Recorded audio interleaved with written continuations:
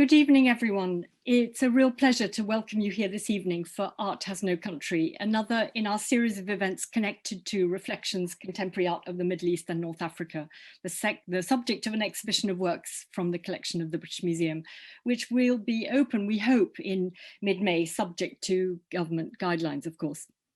Now, our talk this evening is about displacement, migration and exile, discussed through the eyes of a wonderful group of speakers. Jo Glanville, our chair, who has put this event together, will introduce the panel. But first, I want to say something about Jo. Jo is a writer, documentary maker, and journalist. And what strikes you immediately when you meet her and follow her writing is the deep level of her engagement with issues such as censorship and her relentless need to give voice to those who are not being heard. Just a glance at her Twitter account will show you immediately what I mean. On rereading her introduction to CaMMEA, an important anthology of short stories by Palestinian women that she put together some years ago, I was struck by the parallels with today's discussion. So many of the stories are about journeys, but also about identity and the expectations of the outside world.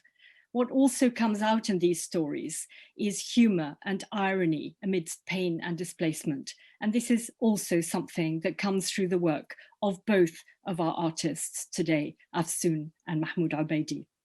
It's a privilege to have their work in the collection of the British Museum and for being with us today, along with Almir Koljik, co-founder, director of Counterpoint Arts, whose pioneering work with refugee and migrant artists is truly inspirational.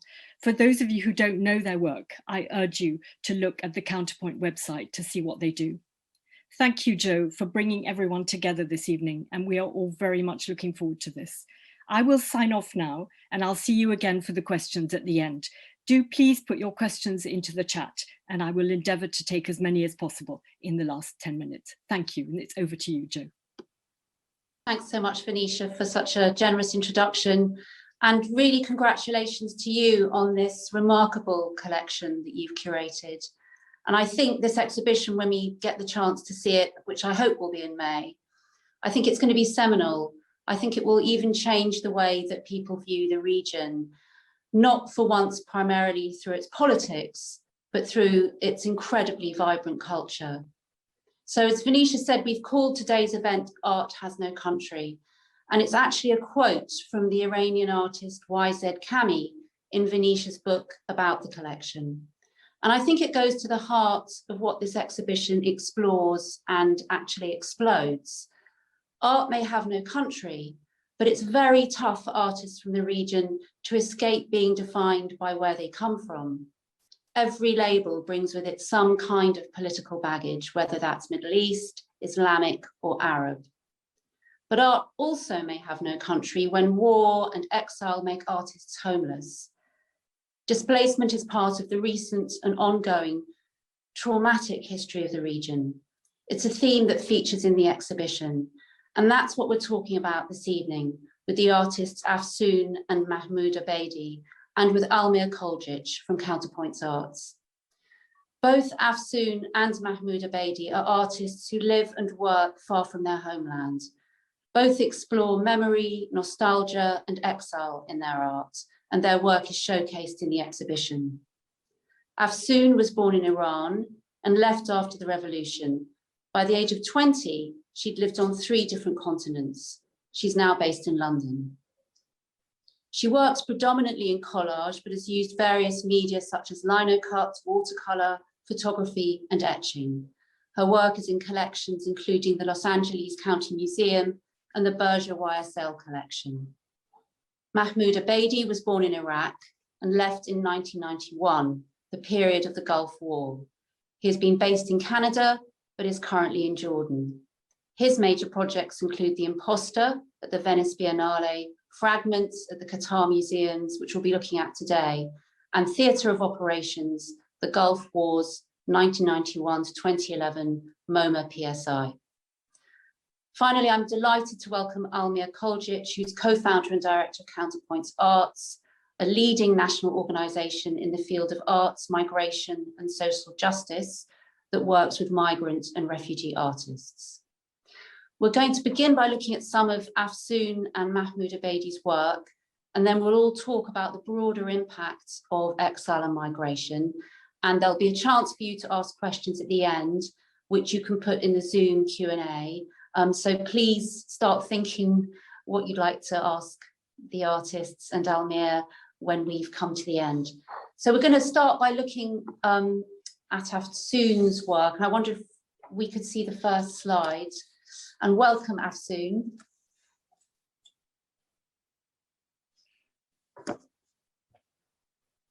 Thank you for having me. So Afsoon, this image is from your series Persian Speaking Objects, which is in the British Museum collection. And I wondered if you could tell us first, why did you call them speaking objects?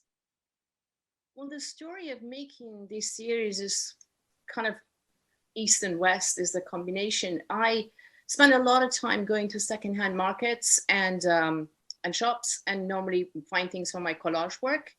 And while I was in these shops, I constantly used to see these pieces, being a radio or a bedlight lamp or iron and things like that, which reminded me of what I had as a kid in Iran, in our home.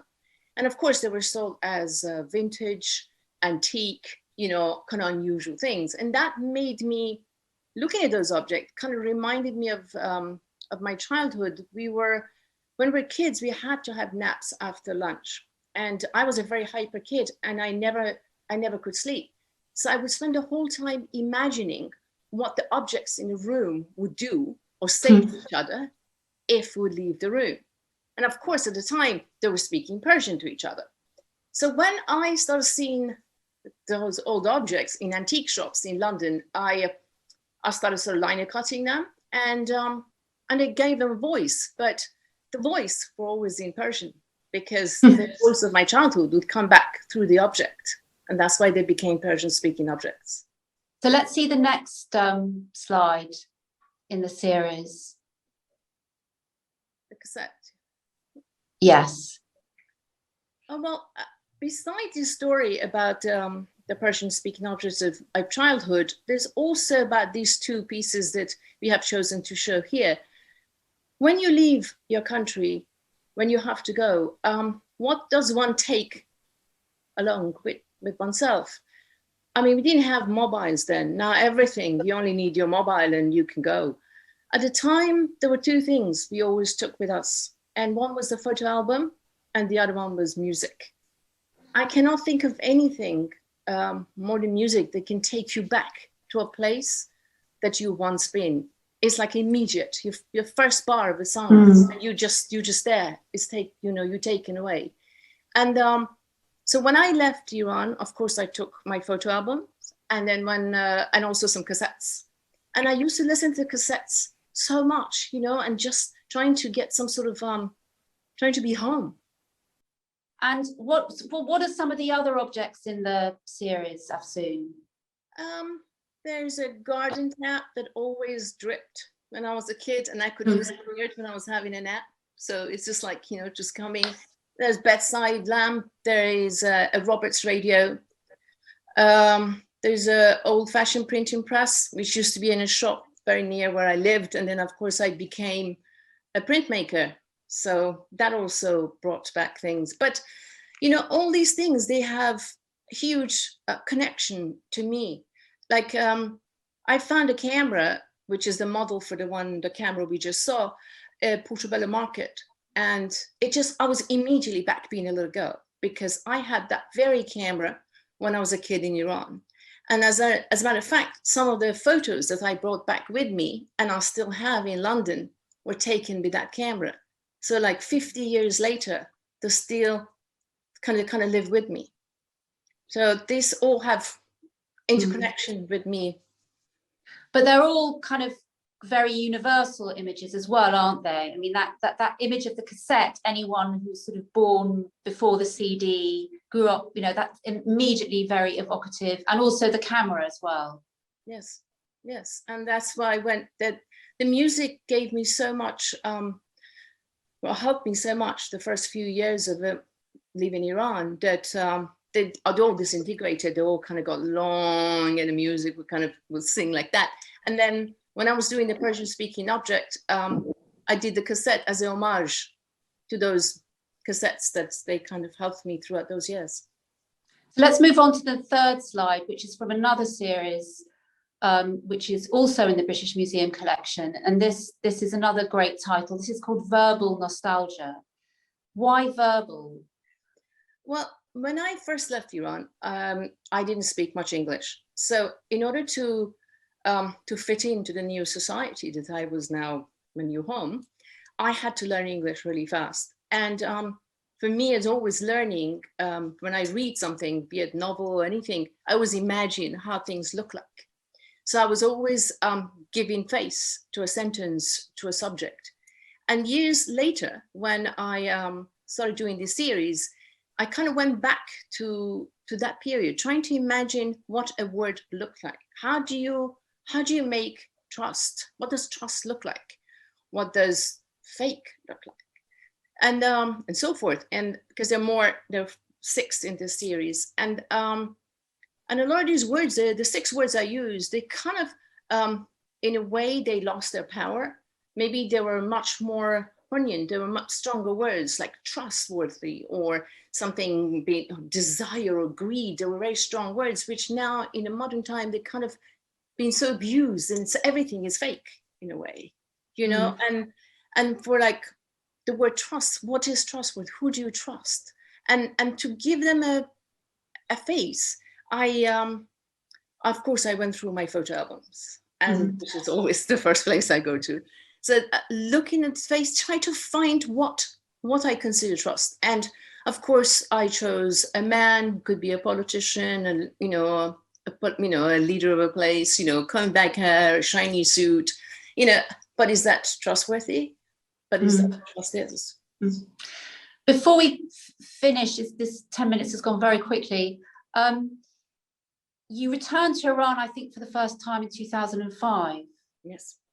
And both these series that we've just been looking at, you did those after that visit. Yes. So I'm wondering if that visit particularly triggered this nostalgia. Very much so, because prior to that, I was just doing what would consider sort of like autobiographicals. Everything I do is autobiographical, but not in such a intense connection to a certain period to write post I left Iran, because both these 2 series, they look back at that period, the 17-year-old girl who leaves a country and arrives somewhere and has to fit in, but also carries a big bag somewhere inside her. So yes, that trip in Iran is kind of like was one of those taps, but this tap wasn't dripping, but just giving lots of water. So let's look at the final image in the series. And there's text in everything we've looked at. There's also, you like using text as yes. Yes, I write a lot. I also write short stories. So for me, words sort of connected to visuals as well. It's sort of come together, and they give each other power. And in Farsi, and also in Roman script as well. Yes. Yes. Any reason why you particularly like mixing them? Well, I'm a mix of 2. Thanks, Afsoon. So we'll come back and talk more later, of course, about your work, but thank you. Thank you. So we're going to move on to looking at some of Mahmoud Abedi's work, and welcome to you, Mahmoud. Hi. So we're going to start by looking at your exhibition fragments at the 5th slide. And I just wonder if you could tell us a little about the exhibition. Okay, a fragment is also about home. It's related to what happened to Baghdad in 2003 during the invasion. And this is just part of it. And if we go to the next slide, I cannot go to details on this one because this is the one in British Museum. So compact home, which is part of fragments, part of the other shoots, that was in the other wall. So compact home is the story behind Compact. It's ongoing project, by the way. I'm still working on Compact Home. Compact Home. I left Iraq in '91 to Jordan, which is that was the only country except us at that time. Basically, I left without possibility of going back. I have like problem with my paper, let's say. So then Jordan was the place. And in Jordan, the problem in Jordan, I couldn't get a permanent visa in Jordan. So that was the first, the first moment of knowing that you're not gonna get stable somewhere. So then I had to leave every 3 months. So I got kicked literally out of 3 countries. And then I got refusal entry to another like 7 countries. The only country at that time was Thailand, accept us. With financial difficulties at that time, it was really tough to go to Thailand and come back to renew your visa. So basically, during that 4 years, till from 91 to end of 94, I lost lots of luggage, all my books, everything, my family photos, whatever I have with me, I lost them. By the time I reached Canada in 2000, end of 2004, 94, by the time I reached Canada, I lost the interest of finding home for some reason. So I kept myself really light with 2 luggage. I set my mind to have only 2 luggage. I had the feeling of somehow Canada will kick me out in any minute. So then I lived this way for like at least 6, 7 years. Every Saturday, I check my luggage. If I buy a shirt, I have to throw 1 shirt away. If I buy a book, I keep only the cover up after reading the book. If I buy a CD, I throw the 1 CD away. So I keep myself very light. So, and I use only disposable items. In 2003, I lost hope in Baghdad. I know that war, it was changing my home, changing my Baghdad that I'm waiting for. I knew in 2003, it's gone. Baghdad is gone. The Moyas, like I lived in a society that I don't know who's Christian and who's Muslim, who's Shia and who's Sunni. So that was my Baghdad I want to go back to. In 2003, I know it's gone. So I did, to protect myself somehow, I did Compact Home. Compact Home is home in a container. During my stay in Canada, when I kept only sentimental item with me, like when as I told you, when I read a book, I keep the cover. So I kept these items with me. All these items inside the Compact Home project. So yeah, in 2003, I lost the idea of home somehow. So just to explain to the audience, Compact Home, they are books, you know, each. There's boxes, there's books inside boxes. Yeah. Metal. And inside each book, there are objects and items that I kept all these years. Some of them, when I see the book, like some of them, I don't know why it's with me. Like there is this like screwdriver and there is I don't know why it's with me. It's remind me of something somehow, yeah. And this, around the time of the sanctions, for artists in Iraq, using books as a medium of art became a very popular medium, didn't it?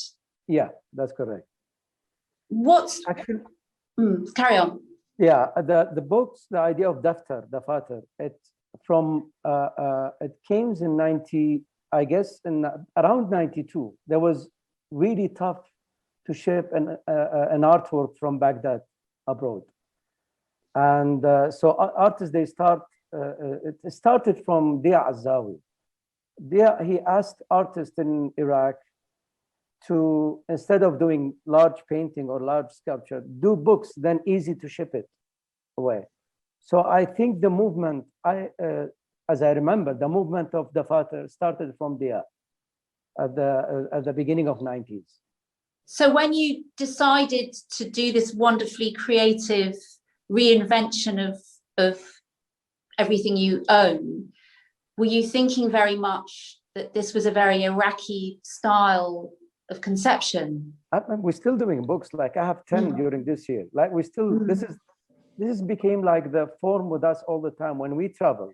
Like during the quarantine, I don't have material. So I did books, I did collages. So then from a magazine, whatever available around me. So basically, yeah, it's the major form with us now. It's the fatter, which is books, yeah.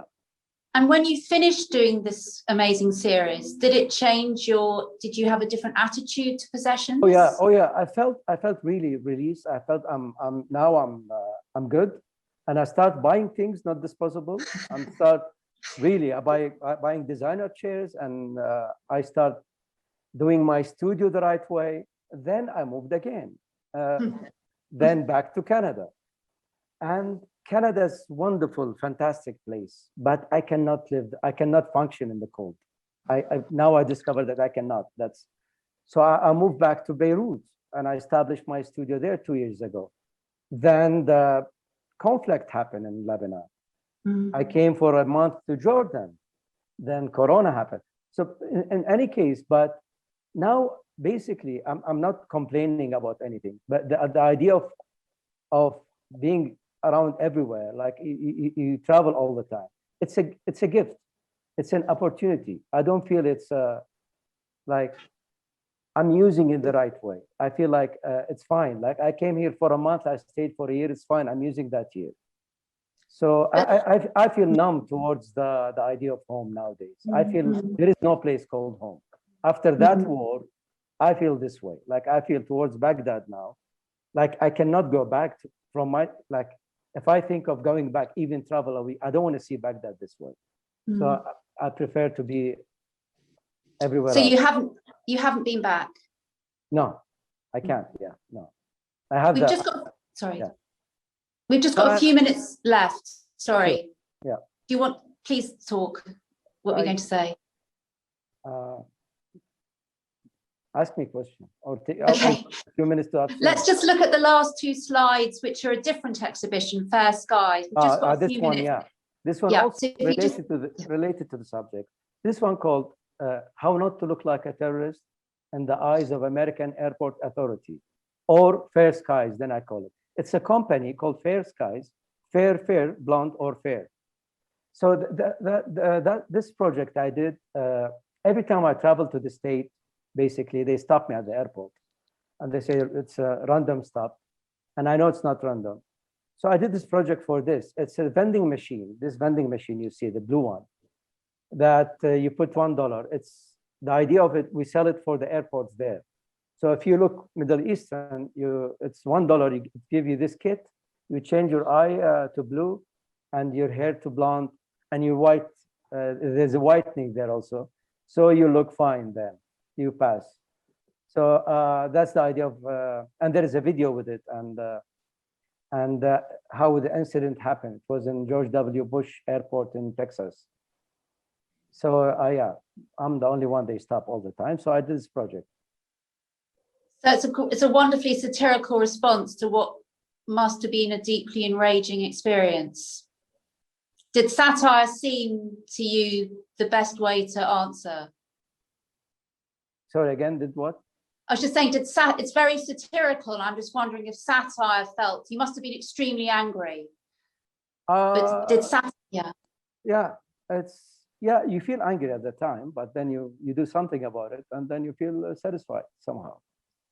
So let's just look at the last slide, which is in the same series. Yeah, that's the Fair Skies, which is, if you see the photo of me there, that's a sliding photo. It's like 3 layers, me, and then you remove it after using the kit on me. So blonde me and me.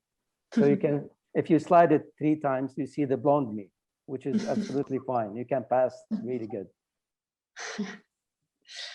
Thank you, Mahmoud. Thank you. Almir, welcome. Thank you. I wondered, Almir, we're talking tonight about art having no country. That's the title of our talk. But I'm wondering whether you can look at Afsoon and Mahmoud Abedi's art without having a consciousness of where it comes from.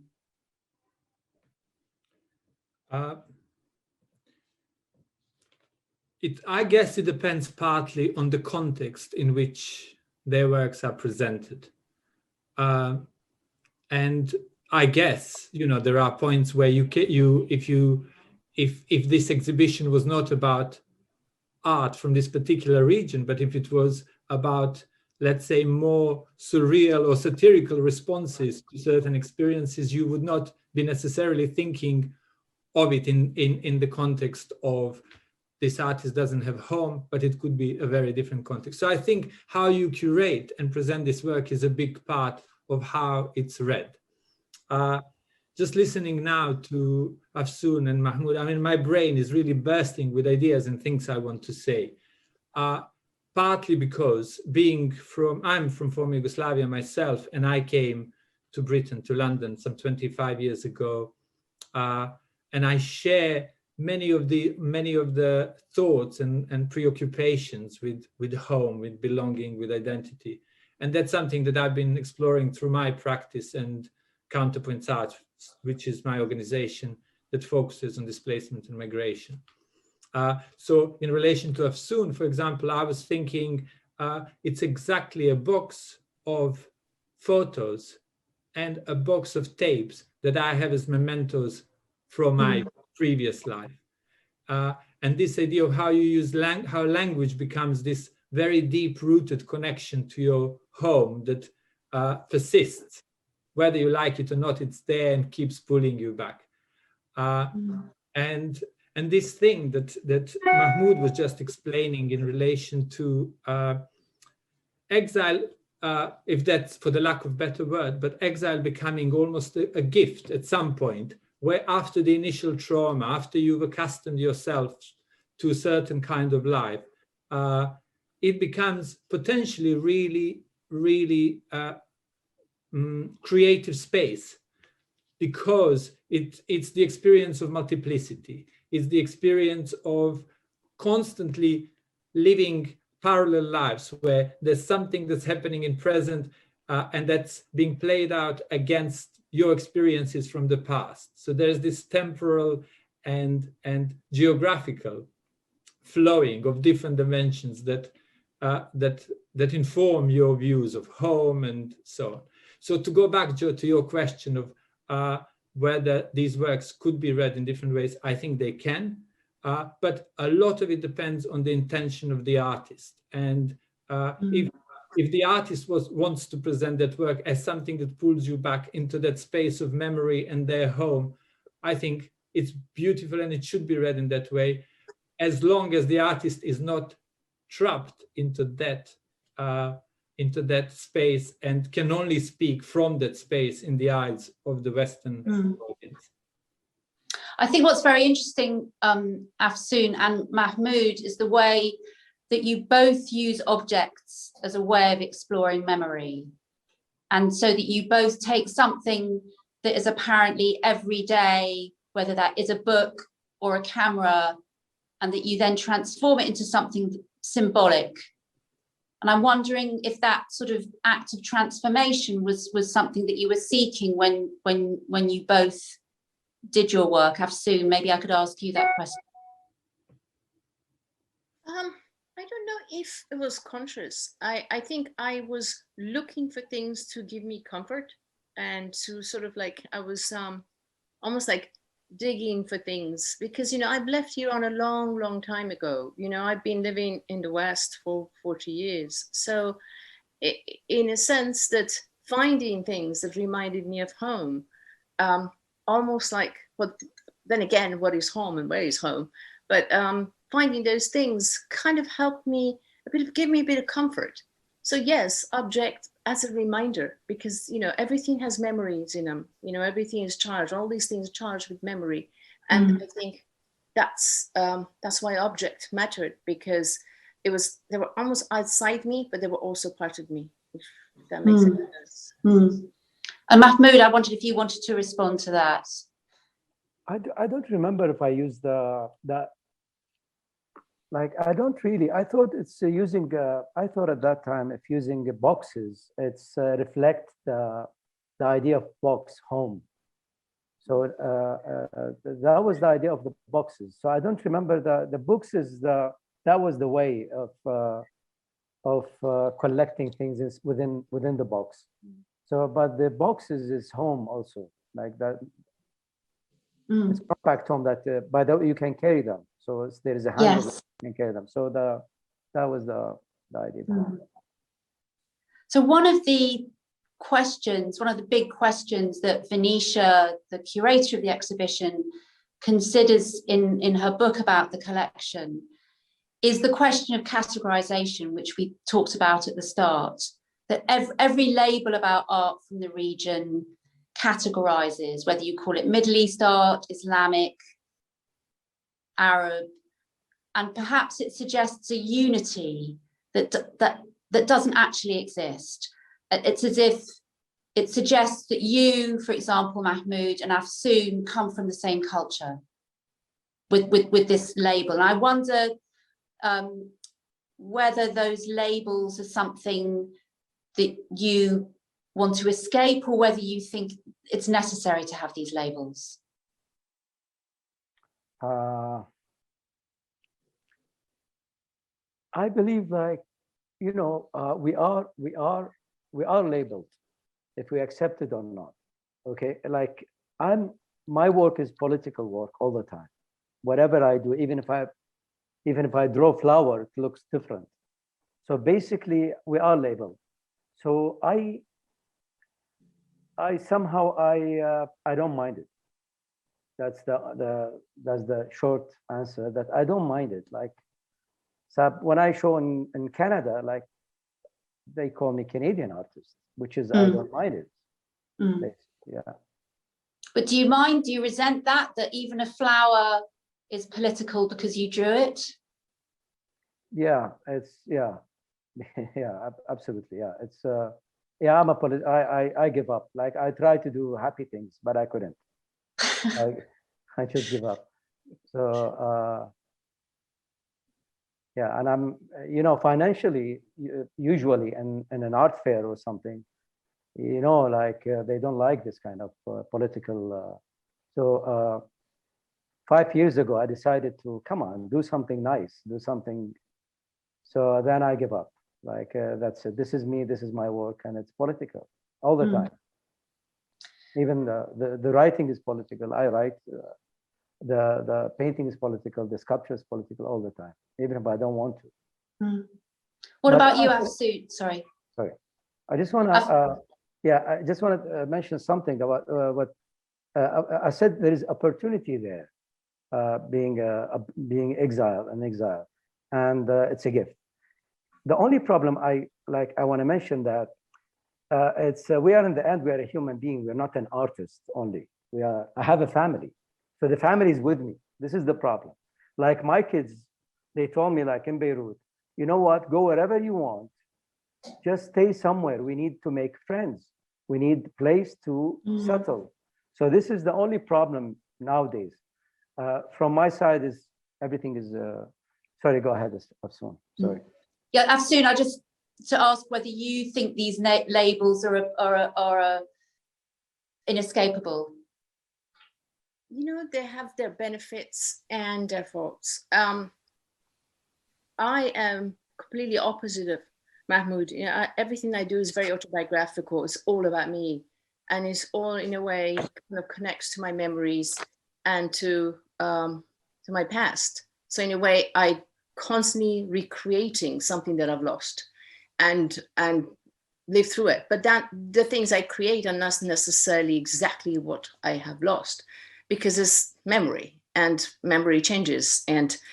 But these labels, you know, it's kind of difficult, because I was in, for example, I was in Germany a few years ago, and I had some work, which there were lots of boxes on the back. In the front was a figure, an iconic figure, and the back was all these boxes. And somebody in the audience said, I really understand your work, all these boxes in the back, because you've always seen your world through burqa when you lived in your own country.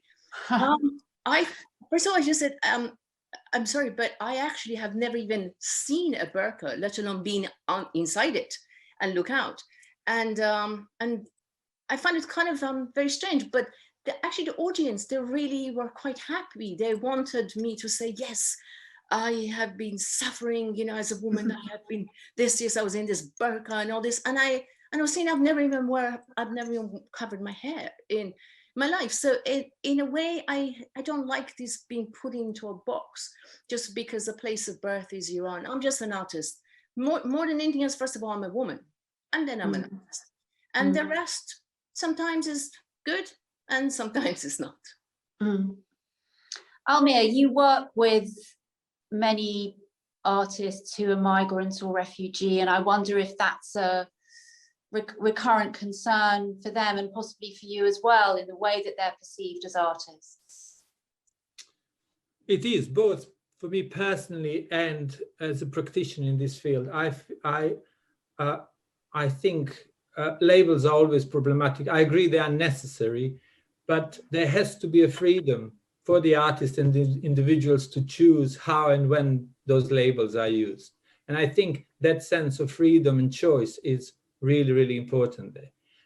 What Afsoon was saying just reminded me a little bit. Many of our representations of the people from that region are actually more about ourselves and our own prejudices. I'm talking here from the West, than actually about our understanding of that region. And in many cases, this whole exhibition, which I really look forward to seeing, for me really speaks to the writings of Edward Said and his concept of Orientalism, where he dissected that Western gaze of the East, where actually the Arab was represented in all sorts of ways that actually told us very little about the Arab and told us much more about ourselves, about the Western perceptions of it. So those labels were very much part of that construction of that representation of that region, people from that region, and therefore it becomes very, very problematic if it's done only by certain group of people. I think the exhibition is beautifully dealing with the subject because it's allowing the multiplicity of voices and different views and art forms to come through. It's very self-reflective and aware of the difficulties around labeling. And yeah, I think it's going to be really, really interesting to see it in the physical space.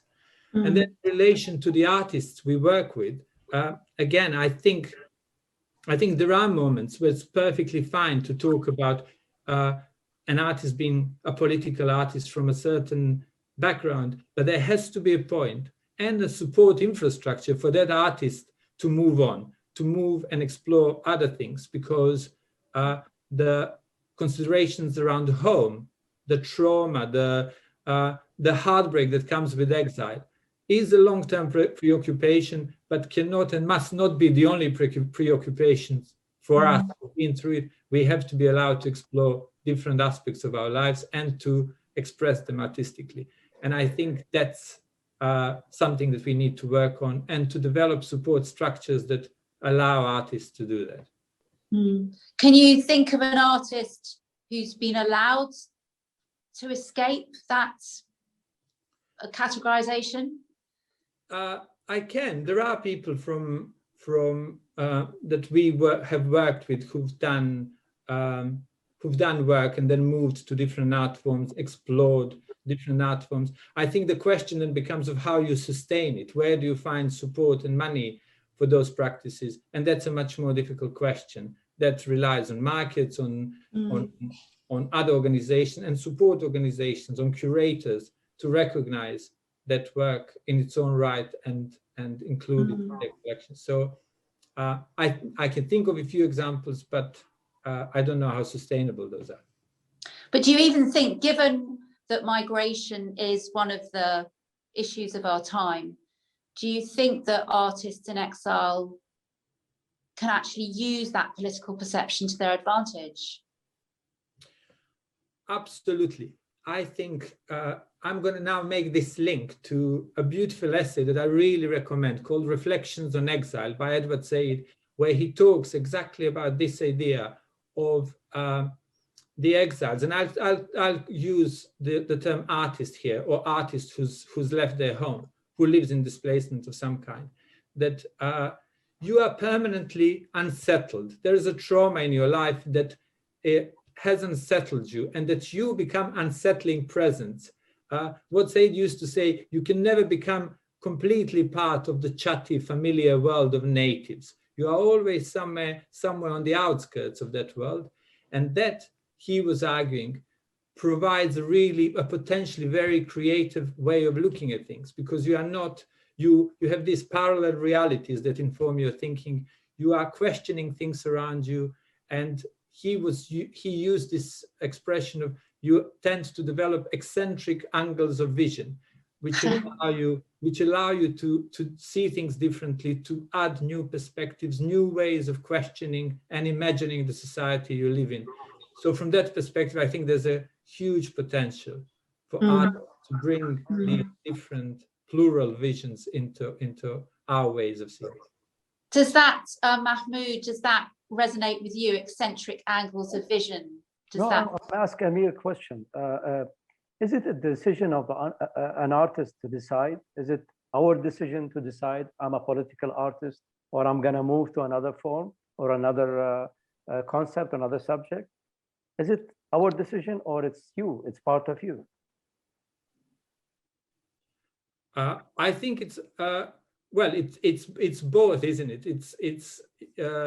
It's your decision, and if you decide that you want to do a work of art that's not necessarily about politics, even though those politics inform your flower, let's say, but if you want to present your work in a different context, I think you should be allowed, and people should support you in doing so. Otherwise, for me, the danger is that if you are only expected to talk about one issue in a certain way, my problem with that is that then you create a ghetto of artists who can only be pulled into these exhibitions with one subject matter. We're going to have to go to audience questions quite soon, but I just wanted to ask Afsoon and Mahmoud, if we've got time, this exhibition that your work is being shown in is a really major showcase for contemporary art from the region. And I wonder whether you think it marks a change in attitude, whether you think there's a new interest in artists from the Middle East and North Africa. Maybe I can ask you first, Afsoon. Yes, I think so, but British Museum and Venetia has been working on this for very many years. This has not been, Venetia had another exhibition of artists from the Middle East quite a few years ago. So British Museum been really been starting this idea, this trend quite a long time ago. And slowly people accept that we're not just some exotic people who maybe just draw belly dancers, or I don't know, or people in burqas, but we are also, we're just artists. As Mahmoud was saying, we are what we are. Yes. And Mahmoud, if I could put the question to you as well, whether you think there is a new interest or a change perhaps. But before I answer this, I want to tell Afsoon, belly dancing is a nice form of art, by the way. We'll have to work on that. Yeah, same answer like Venetia. I know Venetia for years and years. Like Venetia, she's working on this for years. Like, and Middle Eastern, the art of the Middle East, been in London for many times, and in the state and everywhere else. So this one is just will add something new to the vision of the Middle East and the West. Yeah. Yeah. So Venetia, I think we're all queued up for you to come back in now. Okay. Well, that's been absolutely wonderful. I've just enjoyed every minute, and thank you also for kind words. I think one of the wonderful things is that in my opinion, the work of artists from across the Middle East and North Africa is being recognized more and more, and that you do see more of works by these artists in art fairs, in exhibitions, actually around the world. And I think this is a huge thing, and very, very important. So we've got some very interesting questions. I'm going to start with Nina Shandloff, an old friend, and her question is, do you all think the sense of having a home is essential to the well-being of people everywhere, or is it actually optional, depending on how an individual views their own history, which of course may change over time? Is it possible to feel at home wherever you are, perhaps only if you've actually chosen positively to be there, rather than being forced by events? Quite a complex question. And I think, Almir, you can also be part of the answer. Do you want to kick off that answer? And then we'll go to Afsoon and Mahmoud. So can you just summarize for me the question? Sorry. Yeah, I'll just read the last, because you weren't expecting to be asked. So I'm just going to the last bit. Is it possible to feel at home wherever you are, or perhaps only if you've actually chosen positively to be there, rather than being forced to be in this place by events? I think it's a really difficult question to answer, because it depends on the circumstances. It also depends, what Mahmoud said is a really good point. If you have a family, then you might feel comfortable with moving around and being unsettled. But if you have kids, that becomes a very different prospect. So I think it really depends on the circumstances. But theoretically, in my mind, I like to think that we should be free to move around and to create home wherever we are, and that there would be a space for us to do so, and that it's possible. But I think practically it's much more difficult for various reasons. Afsoon, what about you? As I get older, I think home can be found in many different places. I mean, I find home in when I cook the recipes of my family, when I cook that food, or, I lost my father a few years ago, and when I open the books, that my father's old books, there's home. I find home through that. Or even smelling flowers, before Persian New Year, which is in 2 days. All that reminds me of home, and it is home. We have a word in Persian called khane bedush, which means a person who's carried his or her house on her back. So, we carry home with us at all time. And I don't know whether being happy or not happy has that important. I think the home is within you anyway, and you can find it around you. Mahmoud, what about you? What do you think here? I feel home. I feel basically, it's the same. You see, I feel home in Jordan, in Lebanon, in Qatar, and wherever I go. I feel home. It's not about the feeling. Now, as I said before, I lost the emotional part of this subject, home. Towards the box, home, I mean, as a storage. I have, as you know, Venetia, I have my studio in Qatar and Lebanon and here. And in Canada, I have my storage and my stuff. The problem I lost, I have my own material I want to use when I work. So now when I'm looking for a book, I don't know where's this book. I need this book now. I want to read that book, so that I cannot find it. So I'm looking for the physical box somewhere to start somewhere with a physical box that this is the home. It's not the emotional part of home. So basically, I feel home wherever I go nowadays. But it's only I lost the storage, the box. Yeah. The box. So now we have another question from Victoria for each of you artists. So did your art practice change after you left the place of your birth? So Afsoon, you were 17 when you left, but what kind of art were you making when you were 17 in Iran, or before you were 17? I think I was actually writing poetry, some sort of like teenage angst and sadness sort of poetry. And I didn't really come into visual art till university, and I was just doing like filmmaking and making little short films and things. So if I look back at the time in Iran, I was writing more, and I was writing poetry mainly. And Mahmoud, what were you doing in Baghdad before you left? I was an artist. I was painting mainly and sculpture, but it changed a lot. Like really, it changed a lot. That was the advantage of not being in one place.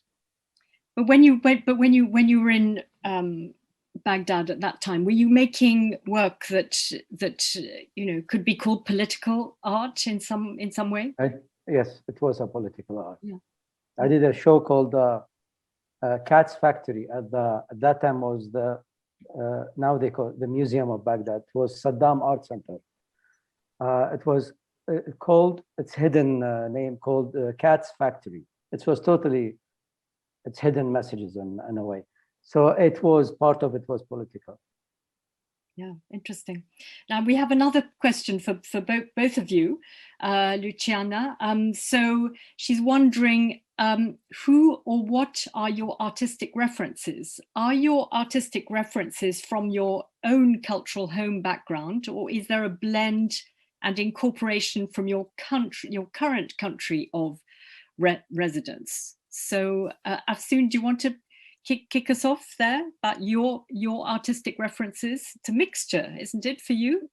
It's very much a mixture, and I go back and forth because for a long time it was very much based on recreating memories and recreating the past.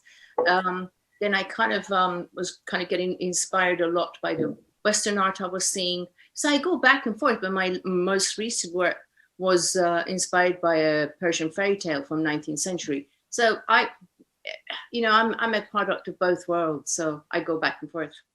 Yeah. And Mahmoud, what about you? What about total your mixture? Yeah, it's mixture, totally mixture. Yeah. And when you were studying in Baghdad, who were the artists that you looked up to? I was it was Faiq Hassan, Ismail Fattah, Muhammad Ghani. That was the golden age of the university there. So you know them all, right? Ismail Fattah. I know some of them. Of course, it was a golden era, as you say. Yeah. Yeah, very interesting. Thank you. Now we've got another question, actually for you, Mahmoud. Stephen wants to know more about the Jeep sculpture with the Babylonian head and the airplane. Can you say more about that work? Yeah, this project called Ford 71. I was looking for an object to reflect the pride of the United States and the invasion. So I choose Ford, the car. So this is the Ford 71. And the top of the car is the last thing destroyed in Iraq by ISIS, which is the head of the, help me, Venetia. It's one the Assyrian pieces. Yeah. The Assyrian. Yeah. So anyhow, so that was the reflection of the invasion of Iraq. It's the Ford 71. It's the invasion, basically, the reflection of the invasion. So Ford represent the invasion, and everything else. There is 6 common in the car and the head. Yeah. It's a fantastic piece. Amazing. Thank you. So now we have a question. Madeleine, she's fascinated by the idea that objects can trigger an emotional response, and you seem to associate that with geography or language. How did that inspire you to transfer it into a visual medium? I think this might be one for you, Afsoon. But I see everything in visual. So, and I'm a storyteller. So I tell stories with images. So with how I change from when I see something, be it an object or be a line of poetry, it will become a work of art. I mean, it will become something else because that's how I process it. I don't know if that's the correct answer, but Yeah, no, but there's no correct answer. I mean, that's what you do, and actually, I'm very struck by in the work that, I mean, you and I share this obsession with amulets and talismans and that sort of thing, and so these kinds of objects I know are very important to you and trigger things, don't they? I haven't got mine on today. Actually, I should have. I have one. You've got yours. You've got one for both of us. That's good. Yeah, these kinds of objects are very important for you and trigger responses and yeah. And what about you, Mahmoud? So the idea of these objects and then turning them into art. Which objects? Like, well, it's like the objects. Well, I think probably we've covered it really, because it's the objects then that you put into your books. So these are the objects that are kind of your life. Yeah. Same. Yeah. Okay. Actually, we've only got like 1 more minute left. I want to just go to Almir and just maybe Almir, could you just say something about what you've heard this evening and how it connects with the work that you also have been doing, the artists that you've been working with at Counterpoint? I love the work of both Afsoon and Mahmoud. From what I've seen, it really looks, it's beautiful. It comes from a very deep-rooted space. So it really speaks to me personally.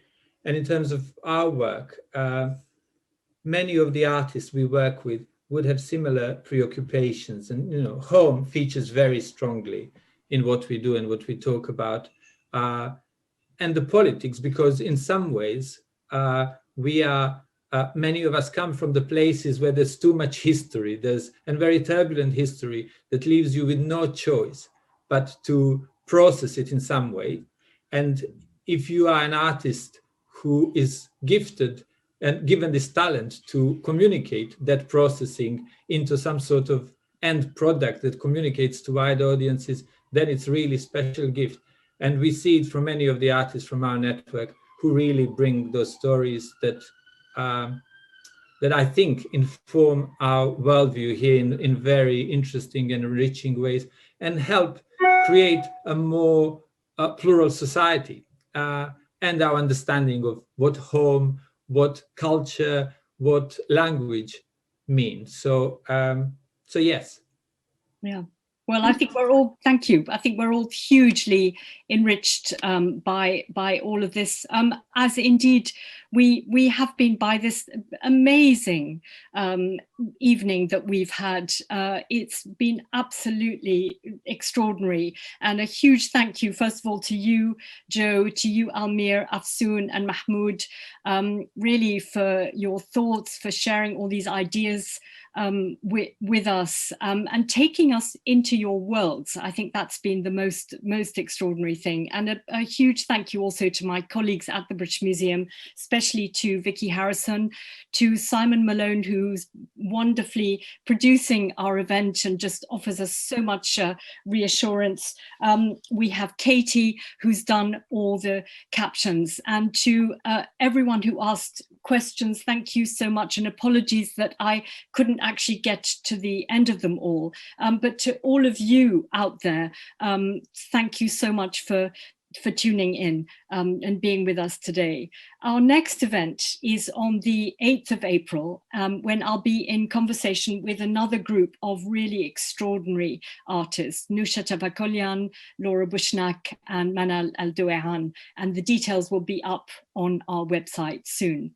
So thank you all so much again, all of you this evening on our panel, all of you out there, and to my colleagues, and looking forward to seeing you in the exhibition, hopefully very soon. Good night, everyone. Thank you.